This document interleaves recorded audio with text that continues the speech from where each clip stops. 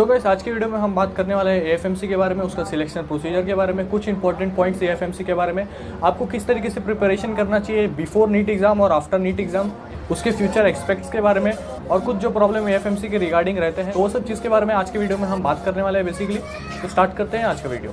AFMC जो है वो इंडिया के टॉप कॉलेजेस में से एक आता है। उसकी रैंकिंग अगर आप जानना चाहते हैं तो हमेशा सेकंड और थर्ड रैंकिंग पे रहता है। ये बेसिकली मैंने आउटलुक और इंडिया टुडे की जो वेबसाइट्स होता है इसके ऊपर देख के मैंने आपको बताया है कि सेकंड और थर्ड रैंकिंग तो हमेशा रहते ही है एएफएमसी की। तो मैं आपको बोलूँगा, अगर आप एम्स दिल्ली या फिर जिपमर नहीं जा सकते तो एएफएमसी एक बेस्ट ऑप्शन है। डिफरेंस क्या होता है एम्स दिल्ली और जिपमर और एएफएमसी के बीच में कि एम्स दिल्ली, जिपमर ये सब आपके नीट के मार्क्स के हिसाब से आपको एडमिशन देंगे, लेकिन एएफएमसी ऐसा नहीं होता है। आपको खाली नीट का मार्क्स नहीं, वहाँ पे आपका इंटरव्यू भी हो जाएगा और वहाँ पे बहुत सारी चीज़ भी होंगे, तो वो हम आगे की वीडियो में डिस्कस करेंगे। तो एएफएमसी एक अच्छा चीज़ इसके लिए होता है क्योंकि वो खाली आपको मार्क्स के बेसिस पे नहीं डिसाइड करता है कि आप कितने कैपेबल हो, वो आपका ओवरऑल परफॉर्मेंस देखता है और उस हिसाब से आपको सीट मिलती है एएफएमसी में। एग्जाम्स की बात करें तो एएफएमसी अभी नीट एग्जाम से ही होगा, तो आपको खाली नीट एग्जाम देना है, उसके लिए कोई सेपरेट एग्जाम नहीं देना है।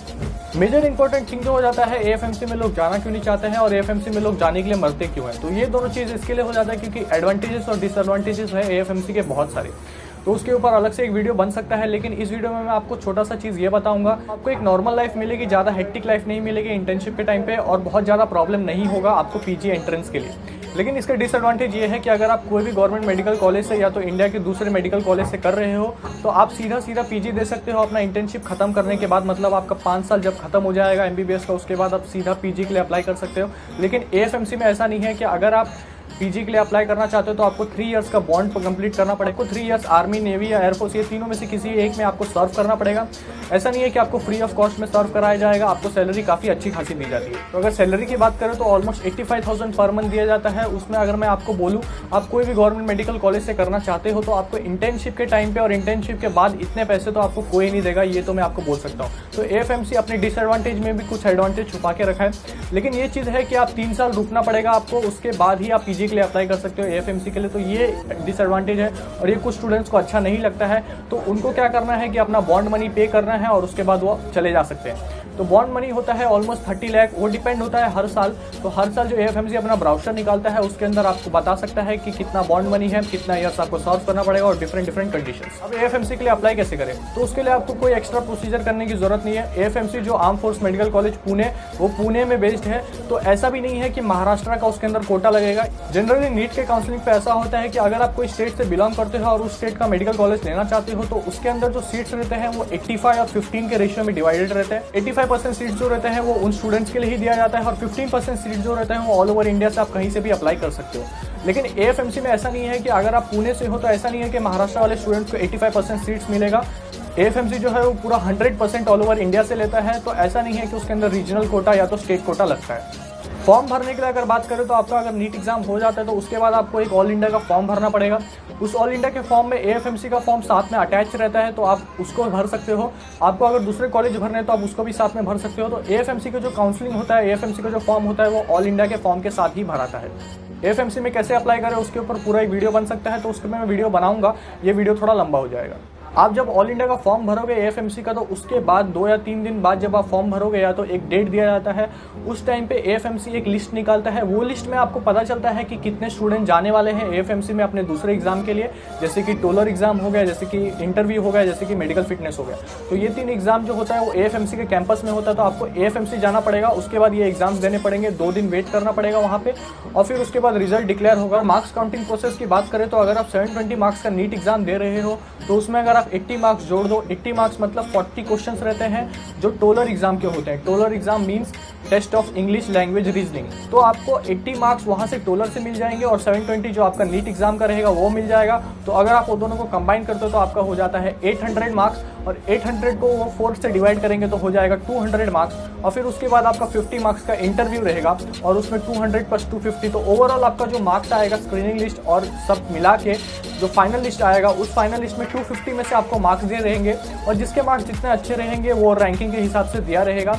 और फर्स्ट 145 स्टूडेंट्स को वो लोग एक्सेप्ट कर लेंगे और उसके बाद आपको वेटिंग लिस्ट में डाल देंगे कि हाँ अगर हो सके कहीं वैकेंसी बचे तो आपको बुलाया जाएगा। तो इस तरीके से एएफएमसी का फाइनल लिस्ट बनाया जाता है। इसके अंदर बहुत सारी चीज़ और दूसरे फैक्टर्स भी आते हैं, तो वो मैं अपने नेक्स्ट वीडियोज़ में बताऊँगा। सबसे बड़ी चीज़ रहती है एएफएमसी के लिए, वो होता है मेडिकल फिटनेस। देखिए इसके लिए कोई मार्क्स तो नहीं है, 250 में से मेडिकल फिटनेस के लिए कोई भी मार्क्स नहीं है, लेकिन आप मेडिकल फिटनेस अगर पास नहीं कर पाए तो आपको रिजेक्ट कर दिया जाएगा। एक कॉमन क्वेश्चन जो आता है हमेशा कि आपके स्पेक्टिकल्स के पावर कितने होने चाहिए मेडिकल फिटनेस के लिए। तो देखिए मेरे को कोई स्पेक्टिकल्स तो लगे नहीं है, लेकिन आपकी जो पावर रहनी चाहिए वो -3.5 से +3.5 के बीच में रहने चाहिए। अगर ये रहेगी तो आप फिट हो, अगर इससे पीछे या इससे ज़्यादा रहेगी तो आप अनफिट हो, और अगर आप लेसिक सर्जरी कराते हो तो वो अलाउड नहीं है एएफएमसी के लिए। मेडिकल फिटनेस में एलिमिनेट होने के चांसेस बहुत कम इसके लिए होते हैं, क्योंकि जनरली सब स्टूडेंट मेडिकल फिट ही रहते हैं। और एएफएमसी ज़्यादातर ऐसा नहीं देखता है कि अगर आपके बॉडी कैसी है, आपकी बिल्डिंग कैसी है, आपकी हाइट कैसी है, तो ये सब चीज़ के ऊपर ज़्यादा एएफएमसी नहीं देखता है। हाँ, हाइट की और वेट की क्राइटेरिया रहती है कि आपको मिनिमम वेट और हाइट क्राइटेरिया पूरा करना पड़ेगा, लेकिन जब तक आपके अंदर सीवियर डिफॉर्मेलिटी नहीं है तब तक एएफएमसी आपको रिजेक्ट नहीं करेगा मेडिकल फिटनेस के लिए। सीवियर डिफॉर्मेलिटी मतलब आपको सीवियर पायरिया या तो फिर आपको सीवियर ऑर्गन डिसऑर्डर्स या तो कुछ ऐसे प्रॉब्लम जब आप एएफएमसी में जाने के बाद कंट्री को सॉल्व करोगे तो उसके बीच में अगर कोई प्रॉब्लम आती है तो वो सब अगर आपको है तो हो सके आप मेडिकल फिटनेस में रिजेक्ट हो जाओ।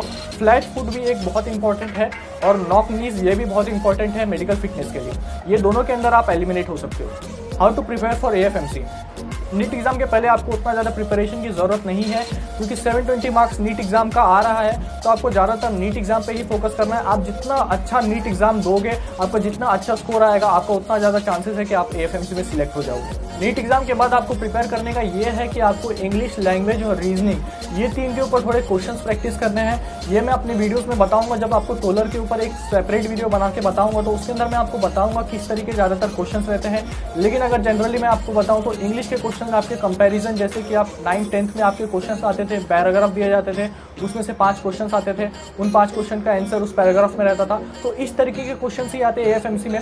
लेकिन आप सोचोगे अगर इतना ईजी आता तो सब लोग क्यों नहीं कर लेते हैं। ये चीज़ इंपॉर्टेंट है, क्योंकि एएफएमसी में जो है आप टाइम वेस्ट करते हो, बहुत कम टाइम मिलता है, 30 मिनट्स मिलता है ओवरऑल 40 क्वेश्चंस के लिए।